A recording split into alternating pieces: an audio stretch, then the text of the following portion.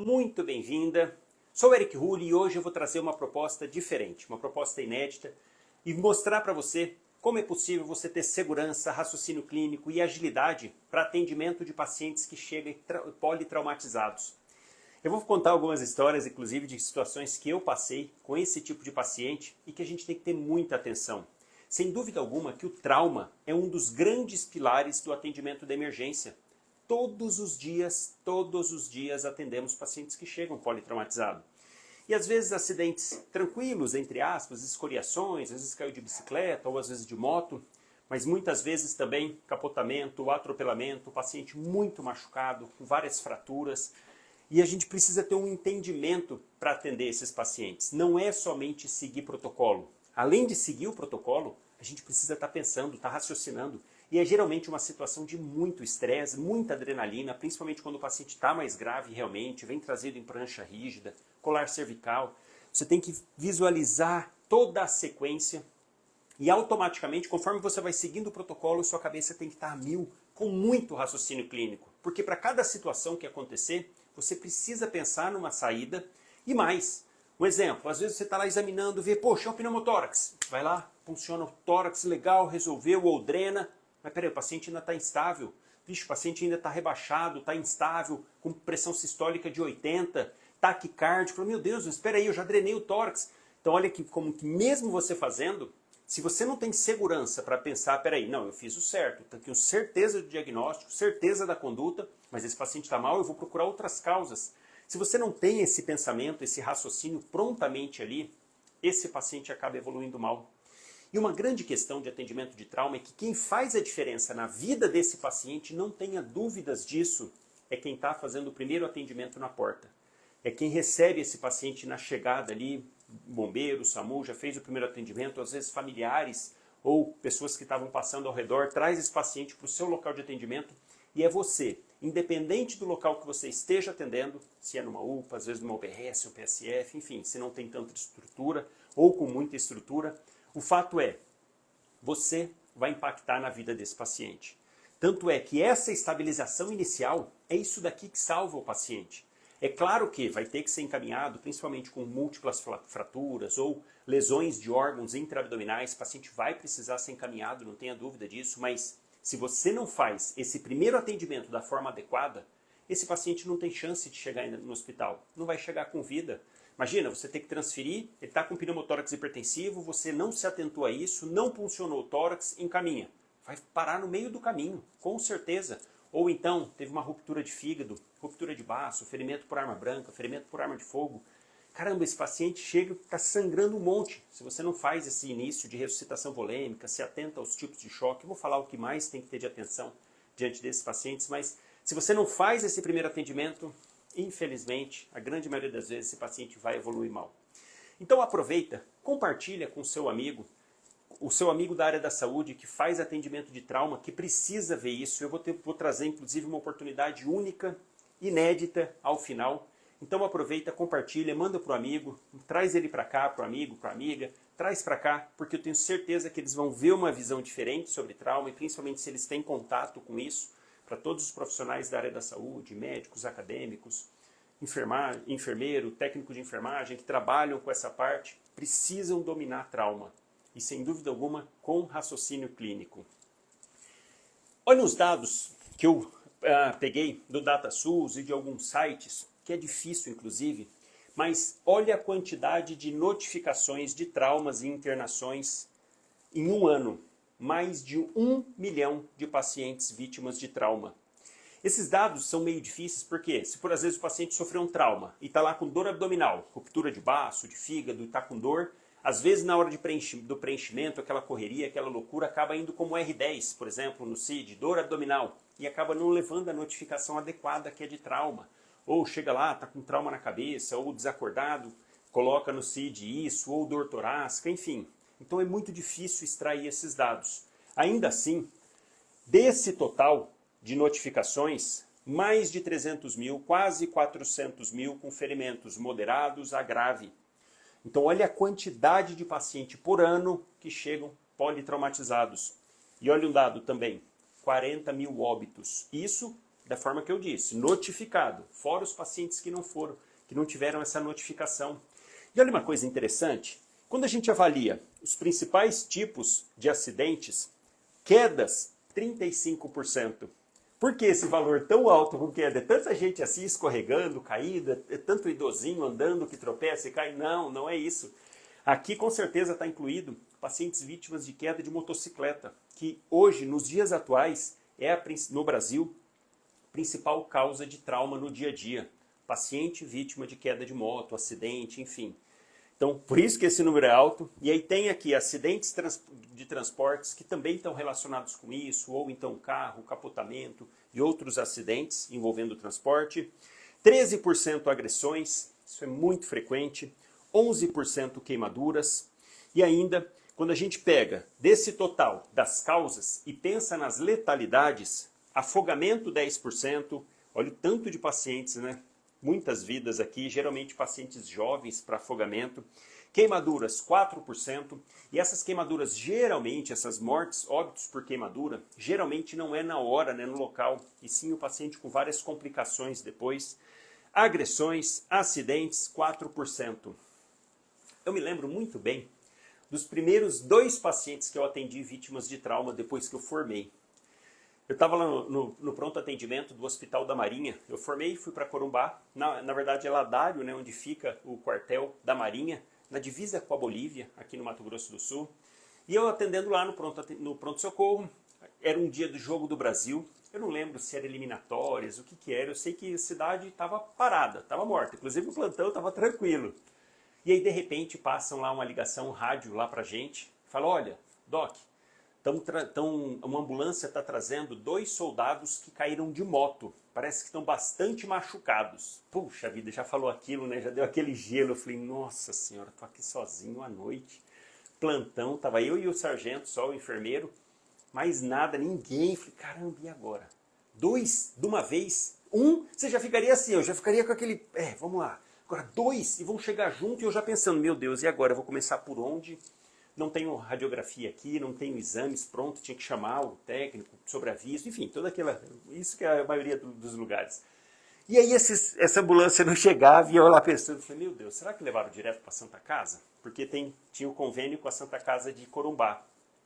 Aí não chegava e eu vendo e eu falando lá, ô sargento, e aí, vão trazer, não vão? De repente a gente olha no pórtico, o hospital fica num lado do quartel, mas dá para ver a entrada principal, o pórtico, e estava de noite, a gente viu a ambulância chegando com a sirene, né? Aquilo já deu aquele gelo. Aí eu, caramba, já ansioso, né? A gente na porta, esperando. E aí eu começo a olhar, vejo a ambulância, eu falei, peraí. E olho aquelas ambulâncias pequenas de transporte. Eu comecei a olhar aquela ambulância e falei, peraí, mas se os pacientes falou que machucou bastante, como que tem 2 pacientes aí dentro? E mais, não cabe nenhum numa maca. O paciente tem que estar sentado, porque uma ambulância pequena é para transporte só, às vezes para fazer exame, para alguma coisa. E aí o carro começou a chegar, virou, deu ré, parou e começou a dar ré. E eu olhando aquilo, meio sem reação, pensando, meu Deus, o que está acontecendo? Aí a hora que abriu, desce os 2 soldados que caíram de moto, muito machucados, muito. Um deles fraturou todos os dentes de cima da arcada superior, todos, sangrando, vários cortes, ferimentos corto-contusos assim no rosto, tudo ensanguentado, deles com o braço todo ralado inteiro assim, ó, com uma escoriação bem grande. E eles descendo sem colar, sem prancha, estava só o motorista da ambulância, eu olhando aquilo, e eles descendo, sabe, meio mancando e vindo, tudo rebenta. Caramba, eu falei, meu Deus, e agora? Eu começo por onde? O que eu faço? Coloco deitado, ponho na prancha rígida aqui, já pensei, mas só temos uma prancha rígida, tem um colar cervical. Mas peraí, mas se eles estão... Aí eu comecei, minha cabeça começou a viajar.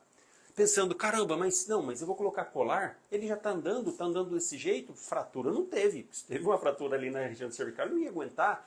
Sabe, olha isso, e eu não focando, não sei, eles entrando e sentando, eu, caramba, e agora? Começo por qual? Começo por onde?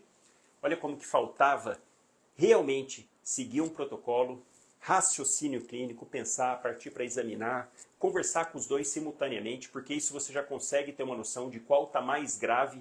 E aí você pensaria assim, se chega um gemendo e falando e reclamando que está com dor e um outro mais quietinho, qual que você olharia primeiro? o quietinho, porque às vezes ele está com obstrução da via aérea, está lá de uma tal forma perdendo sangue intraabdominal, está fazendo hipotensão, então não está conseguindo nem falar direito.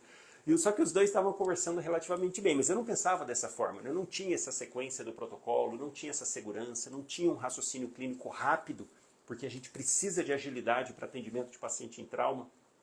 E aí, enfim, comecei a examinar uma coisa, aí via o outro, aí vi, nossa, os dentes aqui, aquilo me chamava a atenção, porque fraturou, ele fazia assim, ó, sangrando, aquilo, nossa, olhando aqueles dentes, que agonia, assim, de dor, sabe? Olha como que a gente se distrai no atendimento de trauma. E é justamente por isso que tem protocolo de atendimento, que você precisa focar no que tem maior potencial de matar o paciente e depois vai seguindo gradativamente. É a mesma história, chega lá uma fratura exposta. Caramba, sua atenção de imediato é olhar para aquela perna, ou uma fratura exposta de fêmur, que é bem feio, já peguei também, horrível. Tendência é você focar a sua atenção ali, mas às vezes o paciente está com pneumotórax, o paciente está com obstrução de laringe. Olha como que você não pode se desviar. E é essa a importância de realmente estar seguro, para seguir protocolo, para saber o que está fazendo, para poder conduzir da melhor maneira possível. E quando a gente fala de trauma no dia a dia, é 8 ou 80. Ou o paciente chega com escoriações somente, ou não, chega muito grave. Lesão de múltiplos órgãos, múltiplas fraturas, tórax, abdômen, totalmente instável, rebaixado, que você precisa buscar as causas desse rebaixamento. E independente se é lesão leve ou lesão grave, você tem que ter o mesmo raciocínio. Você tem que seguir toda a sequência, porque até mesmo você só vai conseguir definir se é grave ou não, se você seguir da forma correta todo esse atendimento. Então tem que ter muita atenção, sem dúvida alguma que isso aqui é um dos maiores pilares do atendimento da emergência, o atendimento ao trauma. E dentro desse tema, quais são os principais pontos de importância?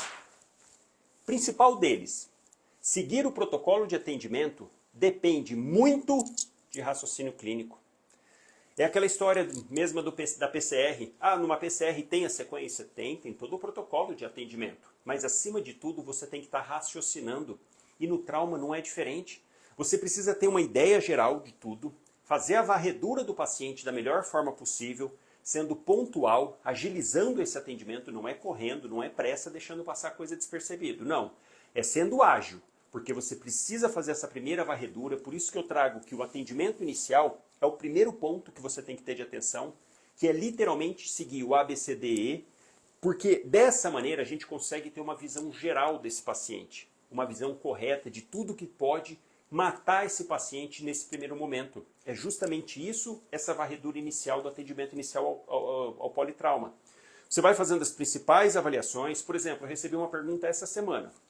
Doutor, o paciente chegou, vítima de trauma, está rebaixado, já vi ali na chegada. Posso partir para a intubação primeiro e depois avaliar as outras coisas? Não, de jeito nenhum. A avaliação neurológica é o D. Você tem que começar pelo A. Por quê? Esse paciente pode estar rebaixado, inclusive, porque está com hipóxia, queda da base da língua ou engoliu a prótese dentária, alguma coisa que está obstruindo. E muitas vezes você remove isso, tira, fornece oxigênio para o paciente, põe guedel, pronto, às vezes o paciente até volta sem precisar de intubar. Então olha como que você não pode pular etapas e tem que estar raciocinando. Até porque quando a gente fala de TCE, de trauma, o paciente pode chegar rebaixado justamente por causa do TCE, mas às vezes não. Por exemplo, o paciente com hipóxia, paciente com sangramento, intoxicação exógena, vai ter repercussão na cabeça, mas não necessariamente relacionado com trauma. Às vezes ele não bateu a cabeça, estava de capacete, estava tudo certinho, e não bateu a cabeça. Então é por isso que tem que seguir. E essa fase inicial tem vários pontos que você tem que ter de atenção para fazer essa varredura correta do paciente.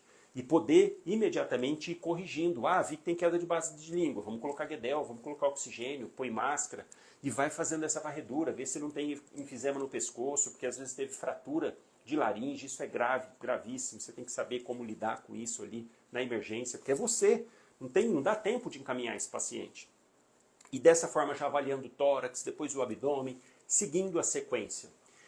Depois que faz essa varredura inicial, que é muito importante, aí sim você vai pormenorizar as diversas partes do corpo, começando pelo tórax. Por que o tórax? Porque é o local onde tem só estruturas nobres. Olha que interessante, né? Quando a gente pensa no nosso organismo assim, ó, caramba, o organismo ele tem toda uma armadura para proteger os principais órgãos. Olha só o cérebro. O cérebro ele fica totalmente protegido, fechado, totalmente na calota craniana. E aí dessa maneira o cérebro fica plenamente protegido e mais, envolto por líquido. Por quê? Com o líquido vai deixar o cérebro mais leve pelo fenômeno de empuxo e além disso proteger de trauma, de pancada, absorvendo o impacto. Quando a gente vai descendo então, chega no tórax. Puxa vida, coração, pulmões, grandes vasos, só estruturas nobres, só coisa assim ó, que tem que estar muito bem protegida. O nosso organismo poderia também utilizar do mesmo princípio, pegar um crânio fechado, um osso fechado e colocar no tórax. Mas aí qual que seria o problema? Não ventilaria.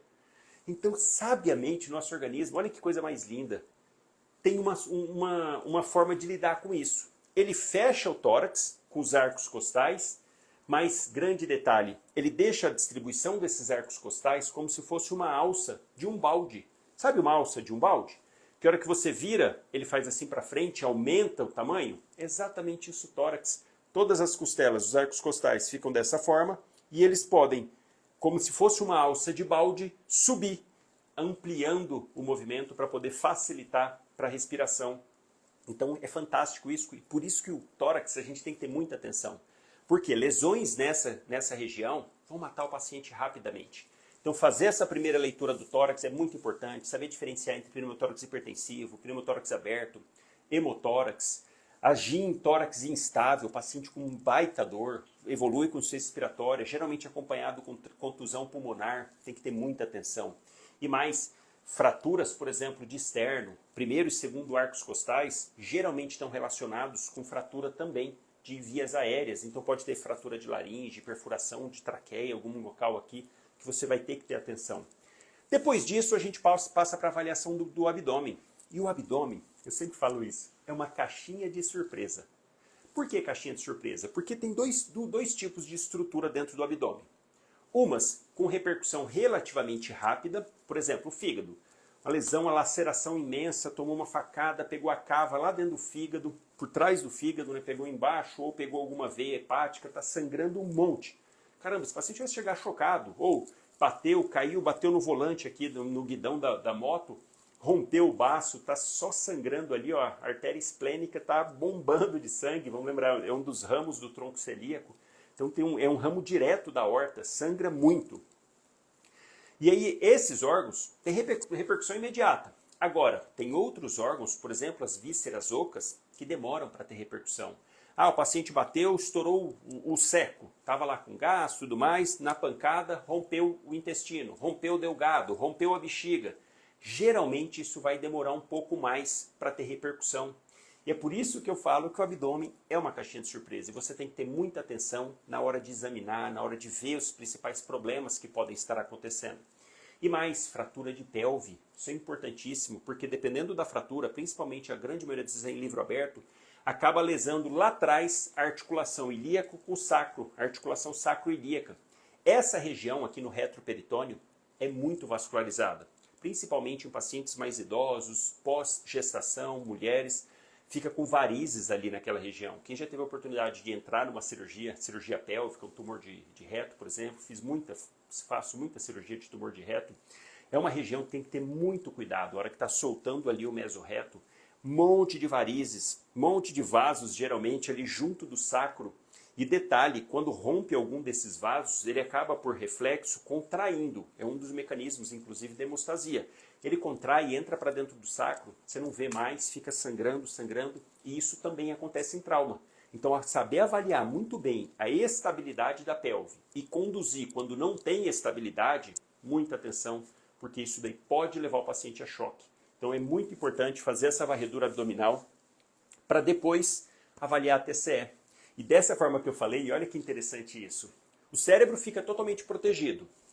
Dessa maneira, a calota craniana, que é a parte superior, a gente geralmente consegue ver fratura, abaulamento, afundamento, numa situação de pancada, tomou uma paulada, ou no próprio acidente, capotamento. Chega lá, a gente consegue ver nessa área. Mas existe uma área embaixo que eu falo que é a fratura oculta, que é justamente na base do crânio. E E você tem que estar apto para suspeitar dessa situação, porque, por exemplo, não pode passar sonda nesse tipo de paciente. Então, muita atenção na hora de conduzir um TCE. E mais, toda vez que você avalia um paciente com rebaixamento do nível de consciência, não sair pensando diretamente que é um TCE. Por quê? Hipóxia, hipovolemia, intoxicação exógena pode fazer o paciente rebaixar sem ter relação direta com trauma na cabeça. Por isso que atendimento de TCE, você tem que ter muita atenção. E também naqueles casos, a gente já ouviu falar, todos aqui eu acredito que já ouviram falar, do famoso intervalo lúcido. O paciente chega conversando, falando, ativo, de repente, afunda de uma vez e morre. É aquela história, chega andando e morre. Imagina se você atende esse paciente, não valoriza o tipo do trauma, a circunstância, dá alta e esse paciente vai a óbito em casa. Puxa vida, você vai explicar o quê? Qual a justificativa? Você deu alta, não tem nem o que justificar. Inclusive, a gente tem que ter muita atenção, porque trauma é uma das situações que mais ocorrem processos médicos. Infelizmente, a gente sabe hoje a indústria da judicialização médica, isso é um tema à parte. Mas tem que ter muita atenção, porque muitas vezes está relacionado com trauma. Porque é justamente a situação grave, situações ali ó, que pode ter de tudo, e que você precisa ter raciocínio clínico e agilidade para fazer as coisas. Por quê? Se você demora, o paciente vai evoluir mal. Se você sai apressado, comendo bola, entre aspas, também vai evoluir mal. Então, muita atenção com esses pacientes. E TCE, então, atenção redobrada. Dominar trauma raquimedular, saber o momento certo de tirar ou não o colar cervical, isso é muito importante. Aqueles casos de paciente que chega realmente com trauma raquimedular alto, e que faz uma vasoplegia, baita de uma vasoplegia, você precisa saber diferenciar isso, porque o paciente vai chegar chocado. E nessa situação você tem que ter muito raciocínio clínico para saber diferenciar se é um choque ocasionado por um trauma raquimedular ou não, se é um choque hipovolêmico. Ou os dois juntos, porque isso pode acontecer. Imagina a cinemática do trauma, o paciente fraturar região cervical alta. Caramba, ele pode ter batido o abdômen, foi um capotamento, saiu para fora do carro ou um atropelamento. Então, nessa situação, você tem que ter muito raciocínio clínico para conduzir esse paciente, que não vai ser fácil.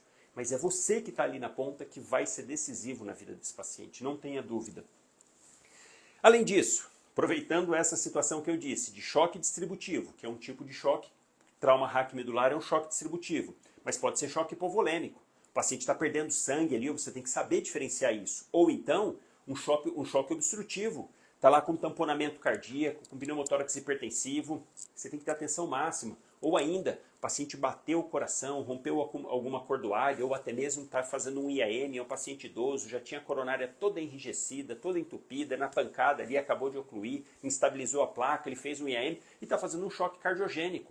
Por isso que tem uma aula específica que precisa saber que choque. Você tem que dominar os tipos de choque, porque isso faz muita diferença na hora de conduzir. Por exemplo, choque obstrutivo.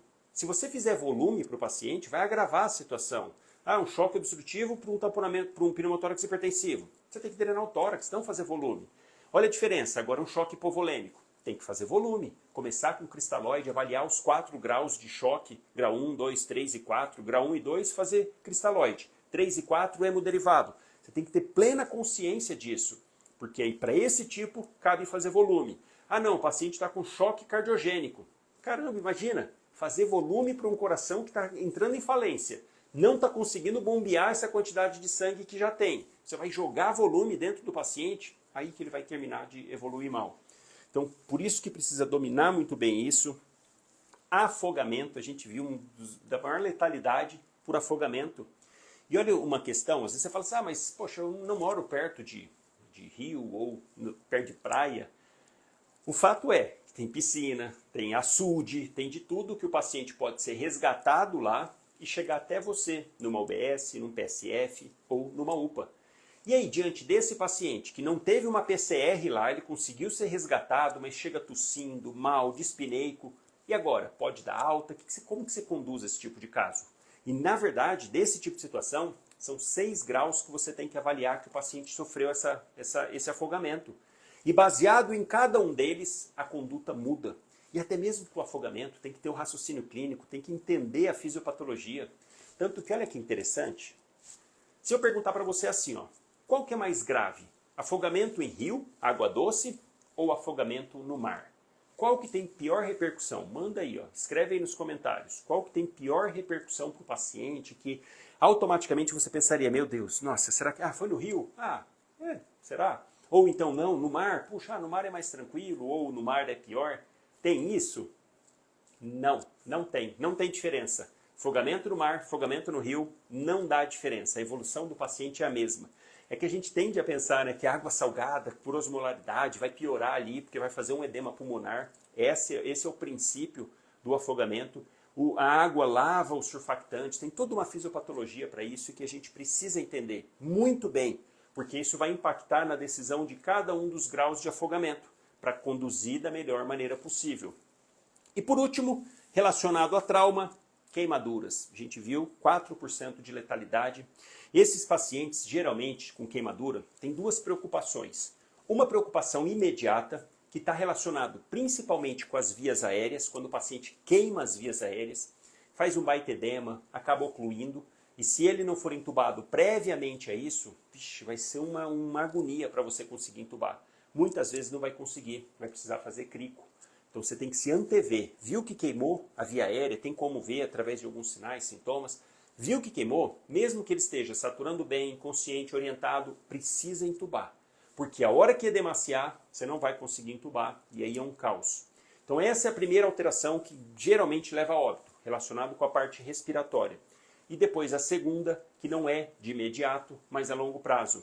Distúrbios hidroeletrolíticos, o paciente perde a camada de proteção, que é a nossa pele, que também é o grande regulador térmico, que faz dissipação de calor, enfim, perde um dos órgãos mais importantes, que é a pele.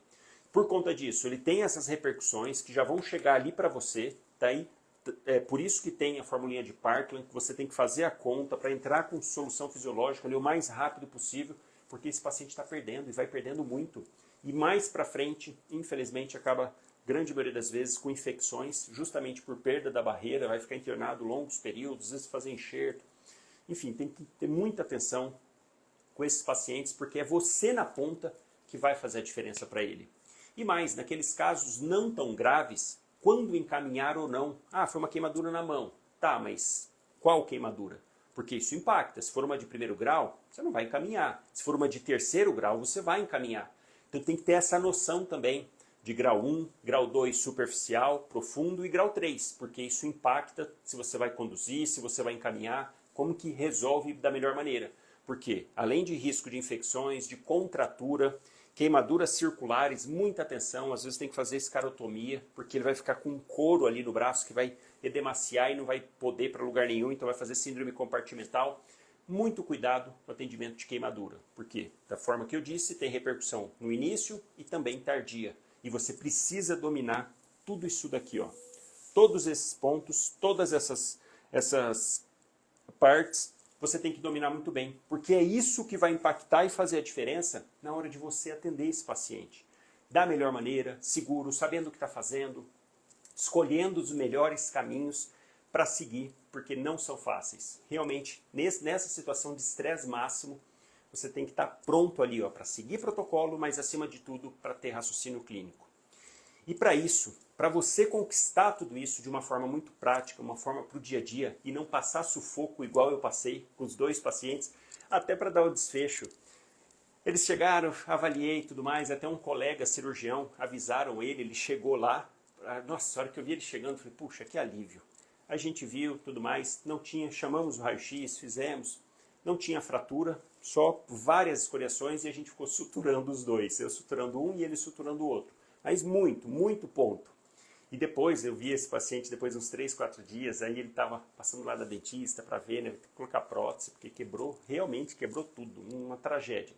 Mas graças a Deus que eles não estavam com nenhuma lesão interna, porque imagina se tivesse, caramba, aí eu ia ter passado ainda mais apurado. E justamente para isso, para você não passar por isso, não precisar passar por isso, e ter todos esses temas de uma forma prática, objetiva para o seu dia a dia, tem uma grande oportunidade inédita para você não perder e não ficar de fora. Além disso, além de trazer tudo isso, todas essas aulas estão atualizadas da última atualização, porque, por exemplo, mudou antes na punção de tórax. Era aqui, ó, segundo espaço intercostal, linha N clavicular. Agora não, a recomendação do último ATLS é aqui no quinto espaço intercostal, onde faz geralmente a drenagem. Você vai funcionar antes para drenar depois. Então tudo isso daqui, além de dominar, de saber, tem que estar atualizado, porque os protocolos vão mudando. A própria regra de Parkland, que eu falei, também mudou, diminuiu a quantidade para não sair fazendo tanto volume assim para o paciente. Tem que ter muita atenção. Ah, só um adendo. Choque, queimadura por choque, mantém a mesma fórmula de Parkland anterior. Só que aí o problema é conseguir medir a área de superfície queimada. Mas enfim. Então, para você ter tudo isso daqui, ó, imagina quanto custaria um curso disso. Vamos falar do ATLS. Pelo menos R$2.000. O ATLS, tudo bem, tem a parte prática, mas vamos pensar na parte teórica. Você tem que se deslocar para poder ir no local onde, se não tem na sua cidade, fazer o ATLS, deixar de trabalhar, gastar com passagem, gastar com hospedagem para um final de semana. Sábado e domingo. O curso é um final de semana. Agora, e para ter tudo isso daqui, do conforto da sua casa, 7 dias por semana, 24 horas por dia, para você poder assistir, reassistir esses 8 módulos com material em PDF, aulas inéditas, não tem lugar nenhum, e todas elas com material em PDF, direcionando exatamente para o que você precisa saber. Seguindo ali o protocolo da aula, seguindo um raciocínio clínico completamente diferente de tudo que você já viu. Eu trago a visão muito para a prática, muito diferente, realmente. Até mesmo se você pegar o livro do ATLS, é fantástico, não tenho dúvida. Só que é desse tamanho, trocentas páginas. Até você conseguir organizar todo o raciocínio clínico diante de um capítulo ali, puxa vida, é complicado. Aqui não, eu entrego pronto. Entrego já essas aulas de uma forma que já te direciona muito prático para o dia a dia. Então esse é o curso Atendimento ao Trauma Médico na Prática. 8 módulos com aqueles que eu mostrei ali anteriormente. Acesso durante um ano para você assistir e reassistir quantas vezes forem preciso. Se tiver qualquer atualização em algum desses temas, você vai receber uma aula atualizada. Eu sempre faço isso, atualizo as aulas. Conforme vão mudando os protocolos, saindo algumas novidades, eu vou trocando essa aula pela aula nova, porque o meu objetivo aqui é que você tenha, durante esse seu tempo de acesso, exatamente isso. Tudo que tem de mais atual sobre esse tema, para você fazer a diferença na sua vida, porque você vai ter mais segurança, confiança, e claro, fazer a diferença na vida do paciente. Individual por CPF. E aqui, ó, certificado do MEC, 20 horas de curso de extensão. Olha que bacana. Então você, além de ter todo esse conteúdo, todas essas horas de aula prática para o dia a dia, ainda com certificação pelo MEC. Olha que fantástico isso. Para quem que é o curso? Profissional da área da saúde que trabalha relacionado com trauma, atendimento, com contato, às vezes na UBS, PSF, tem que ter uma noção também, porque pode chegar lá, às vezes a familiar trouxe, alguém estava passando na rua, encontrou caído, ou foi uma briga, tomou uma paulada, pode chegar lá. Então, para profissional da área da saúde que quer ter confiança, segurança, agilidade, atualizada em relação ao atendimento ao trauma. Então, essa é a oportunidade inédita, exclusiva, para fazer parte do curso Atendimento ao Trauma Médico na Prática. Não perde essa oportunidade. E para quem não é membro do método Seja o Médico na Prática, isso é importante também, porque os membros do método têm módulo lá, tem o curso de trauma dentro. Não precisa, para quem é membro, não precisa entrar. Tá? Você já tem esse curso dentro da área de membros do método Seja o Médico na Prática. Porque, como eu disse, trauma é um dos pilares, fora todos os outros. Atendimento de PCR, emergências cardiológicas, infecciosas, respiratórias, emergências neurológicas, distúrbios metabólicos, enfim. Aqui, sem dúvida alguma, que é um dos pilares mais fortes que você precisa dominar. Então, quem é membro do método, não precisa comprar, porque já tem, tá? Não precisa fazer esse investimento, porque já tem tudo lá. Então, 20 horas para quem quer ter confiança, segurança e sair atendendo da melhor maneira possível. E quanto custa, qual o investimento que você precisa fazer para fazer parte do método atendimento ao trauma médico na prática? Olha só, não vou, claro, fazer o mesmo valor do ATLS. Não tem a parte prática e mais. Eu quero que o maior número de pessoas tenha acesso. Então, para você não perder, não ficar de fora, o investimento é de R$ 897 à vista. Oportunidade única. Pagamento à vista. Pix, boleto, cartão de crédito, cartão de débito. Tem a opção ainda de parcelar em até 10 vezes. Quando parcela 10 vezes, fica R$ 102,44, porque na plataforma que é da Hotmart tem um juros de 2,49 ao mês. Então, parcelado, você vai ver o valor total dependendo do tanto de parcelas que você fizer. Para cada mês, soma esse valor. Então, dá para fazer de 2 até 10 vezes, parcelado somente no cartão de crédito. Para você ter tudo isso, os módulos, 20 horas, certificação pelo MEC, segurança, confiança para o atendimento ao trauma. E como você está aqui comigo, eu vou fazer uma coisa. Nas primeiras 48 horas, se já não tivesse bom isso daqui, eu vou fazer o seguinte. Quem fizer inscrição nas próximas 48 horas, quer dizer, até quarta-feira, vai ter, então eu vou colocar aqui, ó, 48 horas...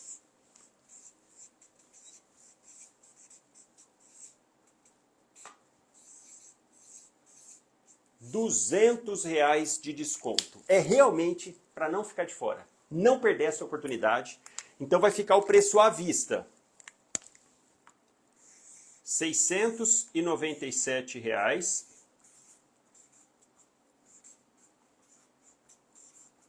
Ou ainda até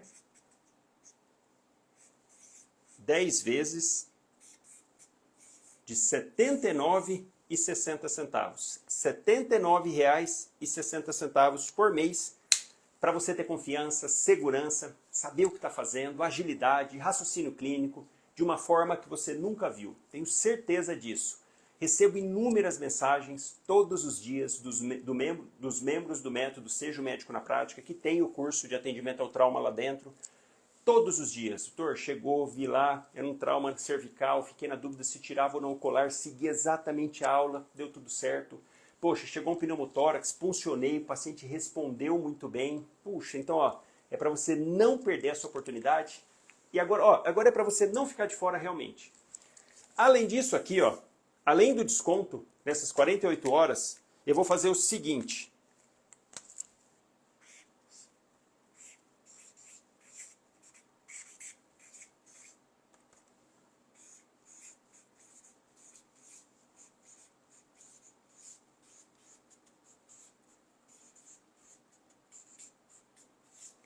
Vou acrescentar curso de procedimento com simulação.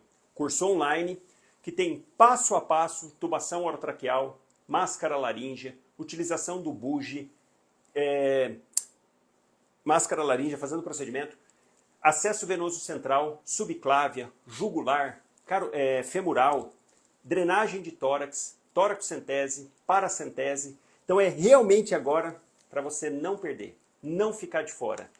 Com esses dois, dá o total das 20 horas, tem mais material em PDF, tanto desses daqui, de procedimento, quanto também dos módulos do trauma. É realmente para você não perder essa oportunidade, porque aqui, ó, é bacana que tem todo o descritivo, as indicações, contraindicações. Olha, tem um derrame pleural. Quais as indicações de fazer uma paracentese? Eu não simplesmente trago lá, vamos fazer uma paracentese. Não, eu trago uma aula sobre esse assunto. Falo dos critérios de Light, falo quando é suspeita é pneumonia, como saber se é um derrame parapneumônico contaminado, porque você precisa drenar esse tórax. Então, enfim, dou todos o contexto e, claro, o passo a passo numa simulação eu vou mostrando como faz a toracocentese, posicionamento do paciente, puncionando, aspirando, tirando, vou mostrando passo a passo. Vou falar de paracentese, quando indicar? Esse é o grande ponto, não é só eu mostrar e eu mostro como faz o procedimento, mas principalmente mostrar as indicações. Chegou um paciente com ascite, vou puncionar todo mundo? Não, tem as indicações para isso. E mais, quando eu punciono, preciso coletar o líquido, mando para o laboratório, o que solicitar, o que esperar do líquido. Falo tudo isso. Complicações, quando não puncionar, e depois mostro fazendo a punção, aspirando, tudo certinho.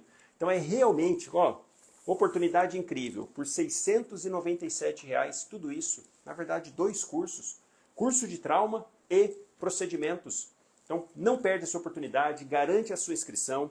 Tem uma garantia incondicional de 7 dias. Se você entrar e achar que não é para você, achar que não precisa de atualização, segurança para atendimento de pacientes politraumatizados, trauma de maneira geral, tudo bem, só você mandar um e-mail ou uma mensagem no suporte que a gente se torna, não precisa de contrato, de ligação, ficar aquela coisa igual cancelar uma televisão. Não, não tem nada disso. Você simplesmente manda e a gente cancela a sua inscrição. Mas eu tenho certeza que ao entrar, você vai ver o mundo diferente, vai ver os assuntos de uma forma completamente diferente, realmente para a prática, com uma visão diferente, até mesmo quem já fez o ATLS, é a chance de ter isso daqui um ano acessando, vendo uma forma diferente que eu trago esses assuntos, que vai impactar com certeza no atendimento dos pacientes. Inclusive eu recebo mensagem dos alunos do método falando isso: doutor, fui fazer o AT, queria o certificado do AT no local que eu trabalho precisa. Fiz, caramba, suas aulas, eu fui pelas aulas, porque chegou lá, eu sabia muito mais do que eles pediam, porque lá não dá tempo de abordar tudo que eu abordo aqui, não dá tempo. Então ele falou, caramba, aproveitei demais, porque eu cheguei lá já sabendo tudo, falando, os instrutores ficaram felizes, bacana, caramba, como é que você está sabendo, desenrolando bem? É porque eu justamente mostro de uma forma bem prática para o seu dia a dia. Para fazer a inscrição, se você tiver qualquer dificuldade, entre em contato com o suporte 67 99263 6939. As inscrições estão abertas já, para você já garantir tudo isso daqui. Tem o link aqui nos comentários, tem o link para você clicar para entrar lá. Essa inscrição é feita dentro da plataforma da Hotmart. Na capa do Instagram, chamada de bio, na minha capa, tem lá também para você clicar e poder acessar o curso. Tá? Quem participou da última semana da atualização, a gente enviou também, vai enviar o link no grupo do WhatsApp, nos e-mails de quem está cadastrado. Então, é realmente o seu momento. Aproveita para compartilhar, traz o seu amigo para fazer parte, para também fazer o curso, porque eu tenho certeza que vai mudar a vida dele, assim como a sua. Lembrando que é individual por CPF, a plataforma da Hotmart identifica quando tem acessos múltiplos e vai bloquear. Além disso, certificado pelo MEC é exclusivo para o CPF cadastrado. Então não perde essa chance, fazer parte, atendimento ao trauma, com uma metodologia que você já conhece, método Seja o Médico na Prática. Então aproveita, venha fazer parte, 48 horas, o desconto vai estar aí, ó. Então não perde a chance, depois disso vai para o preço normal, então não fica de fora, não perde essa oportunidade. Um detalhe, como eu falei agora dos bônus, os bônus vão ser liberados daqui 7 dias, provavelmente. A gente vai arrumar, vou colocar na plataforma, vou colocar no curso. Então, daqui 7 dias vai estar disponível. Mas, ao entrar, o curso de atendimento ao trauma está todo disponível já para você ir consumindo, tirando suas dúvidas. Embaixo de cada aula tem um quadradinho que você pode deixar sua dúvida. Está lá vendo tudo, ficou com dúvida na aula. E ao final tem dúvidas, casos clínicos, tem o material em PDF, mas ainda assim, se ficou com dúvida, deixa embaixo que eu respondo, tá bom? Espero que você dê esse grande passo na sua vida, faça esse investimento em você, e para aqueles que já estão decididos e estão vindo fazer parte, parabéns, parabéns por essa decisão. Tenho certeza que você vai impactar muitas vidas, a começar pela sua. Porque essa segurança, essa confiança no atendimento, caramba, isso é muito bacana. E o contrário é muito ruim. Eu passei por isso. Aquela insegurança, caramba, vai chegar, e será que eu vou saber o que fazer? Meu Deus, é trauma, pode ter tudo. Você vai lembrar eu falando disso. É o 880. Ou escoriações, ou não. Muitas lesões, muitos ferimentos que, puxa vida, vai te deixar ainda mais inseguro. Então esse sentimento é muito ruim. E é isso que você perde não fazendo parte do curso Atendimento ao Trauma. E para você que está vindo, parabéns, seja muito bem-vindo, aproveita bastante, porque você vai levar esses ensinamentos para a vida, não tenho dúvida disso. Um grande abraço para todo mundo, uma excelente semana abençoada para todos nós, e para você que é um novo membro do curso de Atendimento ao Trauma, seja bem-vindo e nos vemos na nossa primeira aula que já está te esperando na plataforma. Um grande abraço, pessoal, até mais! Tchau, tchau!